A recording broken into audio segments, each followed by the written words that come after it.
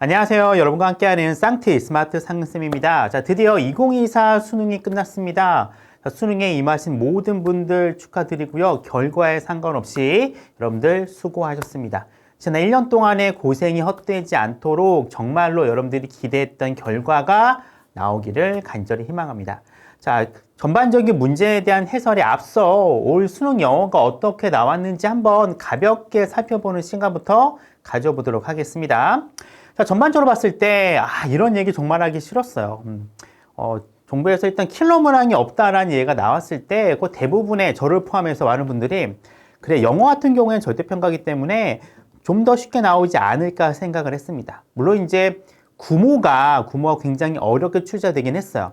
출제되긴 했지만, 지문 수준 자체가 그렇게 어렵진 않았거든요. 해석하는 것도 좀 괜찮았고, 단지 이제 선택지가 굉장히 길어지고 매력적인 오답이 굉장히 많이 나왔습니다. 근데 그건 어차피 모의 수능이었기 때문에 이 9월달이 1등급이 한 4% 정도 나왔잖아요. 그래서 이것보다는 훨씬 더 쉽게 나오겠지. 못해도 한 8% 이상은 나올 거라 여기를 했는데 아니 세상에나 역대 절대평가 이후로 본 영어 수능 중에서 제가 봤을 때는 가장 어려웠던 시험이 아닐까 생각이 듭니다.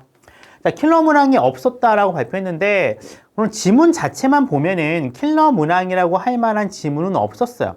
예전처럼 정말로 다 읽고 나서 어떤 내용인지 이해가 안 가 이런 지문은 없었지만 선택지에 너무나도 매력적인 오답들이 정말로 많았습니다. 기본적으로 지문의 전체적인 내용을 완벽하게 이해하지 않으면 정말로 함정에 빠질 수도 있는 문제가 많았고요. 문제는 그러한 문제들이 지문이 읽을만 했기 때문에 상당히 시간을 많이 잡아먹었던 문제가 많았습니다. 그러다 보니까 학력평가라던가 모의 수능에 비해서 특히 이번 영어 시험에서는 시간이 조금 부족했던 친구들이 많았을 거라 생각이 듭니다. 어휘 생각보다 어려운 게 많이 나왔습니다. 특히 선택지에서도 여러분들이 그 내용을 알지 못하면 해석 자체가 안 되는 내용이 많았기 때문에 굉장히 힘들었을 것 같고요. 내용 이해. 아주 어려운 거 많았지만 어려운 건 없었어요. 대신에 이걸 정확하게 이해하는 게 조금 힘든 지문들이 몇 개 있었습니다. 더군다나 선지. 제가 봤을 때는 역대급 선지가 많은 시험이었습니다.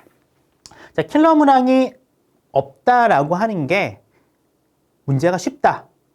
라는 게 결코 아니라는 게 이제 드디어 명확하게 밝혀진 시험이었어요. 그러면 혹시 이제 내년에 이 강의를 보시는 분들이 올해 수능을 보신 분들일 수도 있고 아니면 앞으로 볼 친구들이 있을 수 있는데 요 점을 조금 기억해 주시고 영어의 공부 방향을 잡아주시면 좋을 것 같습니다. 쉽게 공부해서는 안 된다는 게 2024 수능 영어에서 여실히 드러난 시험이었습니다.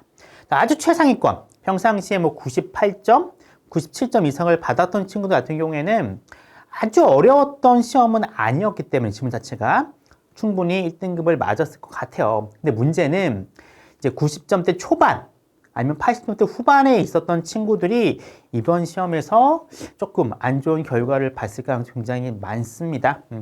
자, 최상위권 변별은 됐을 것 같아요. 근데 영어는 변별을 하는 시험은 아니라고 생각을 하거든요. 절대평가이기 때문에. 그럼에도 불구하고 굉장히 어려웠던 시험이었습니다. 당연히 작년 수능보다 어렵고요. 올해 킬러 문항이 있다라고 했었던 6월 모평보다 훨씬 어려웠어요. 9월 모평 그 수준이거나 그 수준보다 조금 낮은 수준의 시험이었습니다. 수능이라고 하는 뭔가 긴장감을 더해주는 환경 때문에 구모에 가까운 결과가 나오지 않을까 생각됩니다. 9월 달에 힌트를 주긴 했어요. 지문은 어렵진 않지만 선택지에서 내가 뭔가 평가원이 변별을 하겠다라는 의도를 줬는데 저는 이걸 수능에 조금 완화할 줄 알았거든요. 절대평가다 보니까 오히려 조금 더 강화한 측면이 보였던 시험 같습니다. 전통의 고난도 문항이라고 할 수 있는 빈칸 추론부터 시작을 해서 순서, 문장 삽입으로 이어지는 31번부터 40번대까지, 심지어 42번까지 굉장히 어려웠어요. 더군다나 이 시험이 지문 자체가 해볼만 했기 때문에 오히려 이제 시간이 훨씬 더 평소보다 많이 걸렸던 시험이었습니다. 이게 문제였어요. 시간을 잡아먹는 지문이 정말로 많았습니다. 선택지도 많았고요. 만약에 여러분 평상시에 이걸 풀었었더라면은 보통 시간 제고 풀지 않으니까 충분히 맞출 수 있는 문제였을 텐데 시간 한계라고 하는 그 특성 때문에 훨씬 더 어렵게 다가온 시험이었고요. 수험생의 체감 난이도는 1, 2교시가 어려웠다 보니까 더 높아지지 않았을까 생각이 듭니다. 자, 여태까지 이제 평가원이 봤었던 1, 2, 3등급 비율을 쭉 보여줬던 건데 굉장히 약간 이렇게 편차가 심하죠. 수능만 놓고 봤을 때도 편차가 심해요. 특히 절대평가 이후에 2019 수능이 굉장히 어려웠었거든요. 1등급이 5%밖에 안 나왔으니까. 요것보다 저는 훨씬 더 어려웠던 시험인 것 같아요.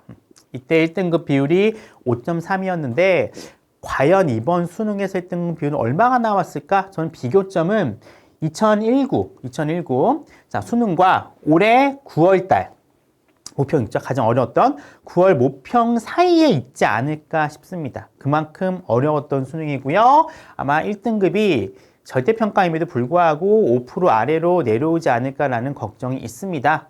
특히 요거는 졸업생까지 포함한 거잖아요. 실제 많은 수를 차지하는 재학생들, 고3 학생들 같은 경우에는 1등급의 비율이 저는 한 2%도 안 될 가능성이 높다라고 생각이 듭니다. 조금 걱정이 많이 되고요. 왜냐하면 영어라고 하는 게 여러분들이 정시에서는 그렇게 비중이 크진 않지만 수능 최저가 있는 수시에서는 정말로 엄청난 위력을 발휘하잖아요. 대부분의 친구들이 영어에서 수능 최저를 확보할 거야 라고 하는 마음을 먹고 지원했을 텐데 이 전략이 조금 어그러지지 않을까라는 생각을 조금 하게 됩니다. 자, 오답 탑10입니다. 물론 변할 수도 있긴 하지만 보시면 아시겠지만 1등부터 6등까지가 뭐예요? 전통의 고난도 문항입니다. 무려 33번 빈칸 추론이요. 86.3이라고 한 오답률을 보이고 있어요. 15% 정도밖에 안 되는 친구들이 맞췄다라는 얘기입니다. 굉장히 어려웠다는 거고요. 쭉 보시면 아시겠지만 일반적으로 어려웠던 문항들이 역시나 어려웠던 시험이었던 것 같습니다. 자, 듣기 문항을 보면은 다 아시죠? 17문항이 나오고 총 37점의 배점이 되는데 듣기 문항 자체는 뭐 조금씩 수준을 높여가고 있는 것 같긴 하지만 뭐 전반적으로 봤을 때는 충분히 15문항 이상을 맞출 수 있게끔 추진했어요. 문제는 11번 문항이 굉장히 애매했습니다. 그렇죠? 풀다가 친구들이 답이 없는데? 라고 하는 친구들도 있을 것 같아요. 근데 듣기 문항의 특성상 찰나의 고민을 하는 순간 그 다음 듣기가 바로 나오기 때문에 그 다음 문제까지 영향을 주거든요. 이런 문항이 있으면 이번에는 11번 문항이 그 역할을 정말로 제대로 해냈습니다. 여기서부터 이제 좀 꼬인 친구도 있을 거예요. 그래서 기본적으로 많은 친구들이 듣기 문항을 풀 때 이렇게 쉬운 파트, 리딩의 쉬운 파트, 뭐 내용일치라던가 도표 문제를 푸는 친구들이 있는데 1번부터 5번까지는 할만합니다. 뭐 내용 자체가 좀 평이하기 때문에. 근데 6번부터는 선지가 좀 길어지잖아요. 영어도 있고. 이때부터는 저는 좀 봤을 때 듣기에 조금 몰입을 하거나 집중을 하는 게 좀 더 실수를 줄일 수 있는 방법이지 않을까라는 생각이 듭니다. 그래서 내년도 수능에 도전한 친구들 같은 경우에는 많은 친구들이 시간 부족 때문에 듣기 시간대 이렇게 많이 풀거든요. 5번까지는 할만해요. 그래서 한 지문 한 개나 두 개 정도 읽을 수 있는데 6번부터는 조금 듣기에 집중을 하는 전략을 짜는 게 좀 좋을 것 같아요. 듣기 문항 자체 여러분들이 한 3등급 이상 되는 친구들은 거의 다 맞는 걸 전제로 전략을 짜잖아요.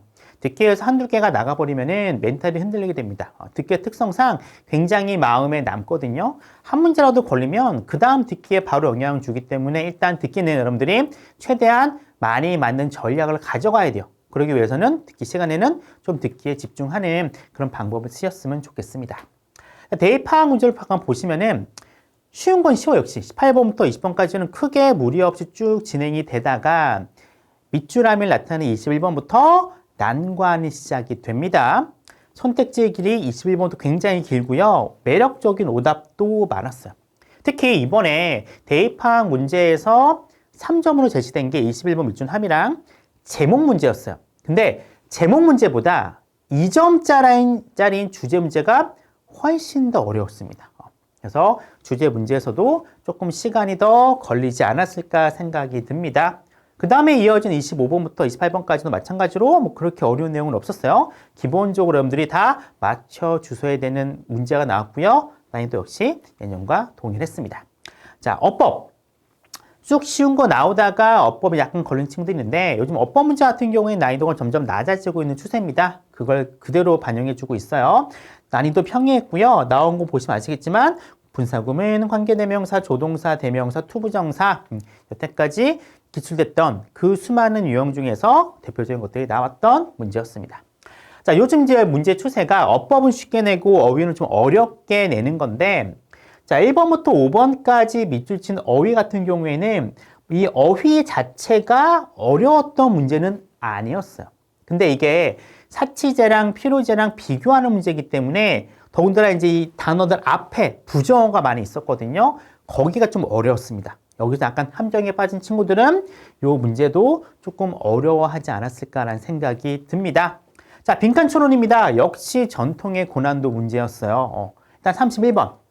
굉장히 짧은 선택지가 있는 31번은 풀만 했어요. 보통 이제 여기서부터 어려우면 좀 망하는데 일단 31번부터는 풀만 했습니다. 근데 그 밑에 있는 32번부터 만만치가 않았어요.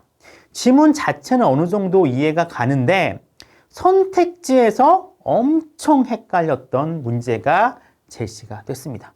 여기서 쿨하게 일단 체크하고 다음 문제 넘어간 친구들 같은 경우 문제가 없었는데 수능이고 또 지문 자체를 또 다음에 읽기가 부담이 되는 친구들은 어떻게든 해결하려고 했을 거 아니에요. 그러다 보니까 자기도 모르게 보통 한 문항당 2분 안짝에 해결해야 되는데 이걸 가지고 3분, 4분까지 가지고 갔던 친구들이 많았을 것 같아요. 이 여파는 후반부에 영향을 미치게 됩니다. 그래서 쉽게 풀 수 있는 요약문이라던가 장문 독해에서 실수를 하게 되는 그런 나비 효과가 발생되는 파트였어요. 글의 순서입니다. 예전에 글의 순서는 굉장히 쉬웠거든요. 그런데 어느 순간부터 글의 순서 문항이 정말 고난인도 탑10에서 윗부분에 차지할 정도로 어려워졌습니다. 물론 이번에도 대명사 디스라던가 디스라는 게 나오긴 했어요. 대로 나오긴 했지만 그럼에도 불구하고 전반적으로 내용으로 풀어야 되는 독해가 많았어요. 굉장히 논리 독해라는 측면이 강조됐던 글의 순서였기 때문에 굉장히 어렵고요. 여기서도 엄청난 시간이 소모됐을 거라 생각이 듭니다. 특징이 3점짜리보다 2점짜리가 훨씬 더 어려웠던 시험이었습니다. 자, 이 뒤에 이어지는 통일성 문제는 쉬웠고요. 그 다음에 문장 삽입. 예전에는 문장 삽입이 가장 어려웠습니다. 요즘 추세는 순서가 문장 삽입보다 훨씬 더 어렵게 나오고 있고요. 그 트렌드대로 갔어요. 역대급으로 어려웠던 문제는 아니지만 역시나 이제 앞에 순서 빈칸 삽입에서 빈칸에서 일단 타격을 받았잖아요. 그 여파가 그대로 전해져서 문장 삽입도 평상시면 맞췄을 것 같은데 그대로 영향이 줬을 겁니다. 더군다나 이번 문장 삽입 같은 경우에는 읽다 보면은 이 문장과 문장 사이에 갭이 느껴지잖아요. 그 갭이 느껴지는 부분에 주어진 문장이 들어가야 되는데 이번에는 쭉 읽어보셨던 건 아시겠지만 갭이 거의 느껴지지 않습니다. 주어진 문장이 없어도 충분히 지문 전체가 해석이 됐기 때문에 다 읽은 다음에 뭐지? 라고 했던 친구들이 있고요. 2점짜리 yes. yes란 보통 우리가 앞에 의문문이 있어야 되는데 의문문이 없었어요. 그래 이러이러한다고 라고 하는 문장이 하면은 어떤 뉘앙스를요 파악을 해야 됐던 그런 문제였습니다. 서로 얘기하는 언어 능력, 영어적 어떤 능력이 있는 친구들한테는 풀 수 있었지만 그렇지 않은 친구들한테는 굉장히 까다로웠던 문제였을 것 같습니다. 유형문 완성이 40번에 있어요. 보통 유형문 완성은요 그렇게 어렵지가 않습니다. 대입학 문장 똑같아요. 근데 왜 유형문 완성이 다른 대입학 문제에 비해서 오답률이 높냐라고 하면은 문제가 뒤에 있어요.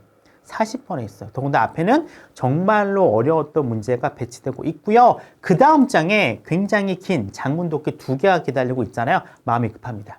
보통 친구들 보면은 여기쯤 가면 한 5분 안짝으로 남습니다. 그러다 보니까 여기를 대충 읽게 돼요. 읽다 보니까 실수도 굉장히 많이 하고요. 50% 정도로 되는 오답률을 보였던 문제였습니다. 그래서 보통 이 요약문 완성을 푸실 때는 여러분들 어려웠던 빈칸 순서 삽입 있잖아요. 이것보다 먼저 푸셔야 돼요. 약간 마음에 여유가 있는 상태에서 요약문을 풀어보시면 정답률이 좀 높아가는 효과를 볼 수 있습니다. 장문과 복합 문항인데 요즘 좀 어려워지고 있습니다. 특히 이제 장문 독해 같은 경우는 제목과 어휘가 요즘 많이 나오거든요. 둘 다 생각보다 까다롭게 출제됐고요. 아까 보셨다시피 탑 10의 두 문제 모두가 포함되어 있습니다. 요거는 일단 문제 맨 후반부에 배치가 되어 있고 길이도 길고 문제 유형도 까다로웠던 문제였기 때문에 굉장히 어려웠고요. 그나마 우리에게 쉬웠던 43, 44, 45번이라고 하는 복합 문제에서 순서 맞추기에 해당하는 43번 문제. 요거마저도 우리의 뒤통수를 제대로 탁 때렸던 시험이었습니다. 자, 이제 수능 절대평가는요, 절대평가라고 생각하시면 안 됩니다. 특히 이제 앞으로 수능을 준비하시는 고1, 2 같은 친구들 같은 경우에는 확실하게 기본기를 다져야 돼요. 수능 영어가 절대평가가 된 이후부터 굉장히 여러분들의 학습량이 줄어들었거든요. 이걸 나중에 고3이 돼서 수능 체제를 확보하기 위해서 공부하려고 부단히 애쓰긴 하는데, 이렇게 이제 기본적인 영어의 어휘, 문장 해석 능력, 내용 이해도라고 하는 기본기가 약한 친구들은 평소보다 낮은 등급을 받을 수밖에 없습니다. 이런 것들을 극복하기 위해서는 정말로 영어의 기본기에 해당하는 어휘, 문장 해석 능력, 그리고 전반적인 내용의 이해도를요, 높여주셔야 됩니다. 학원이라던가 선생님들이 알려주는 스킬만으로 이제 풀기가 한계가 제대로 다다른 것 같고요. 특히 이제 내년도 수능을 준비하는 고2 같은 경우에는 이전까지의 학력평가의 등급은 잊어버리시기 바랍니다. 고1, 2 때 아무리 영어 1등급 맞아도요, 고3 평가원 출제 시험 들어가면요, 등급이 다 1등급씩 떨어지는 게 요즘 국룰이 돼가고 있는 추세거든요. 영어, 믿었던 영어, 나는 1등급 받을 수 있어, 난 2등급 받을 수 있어 라고 한 자신한 친구들, 그걸 받기 위해서는 조금 더 많은 노력을 하셔야 됩니다. 여기까지 2024 수능과 관련된 전반적인 해설이었습니다.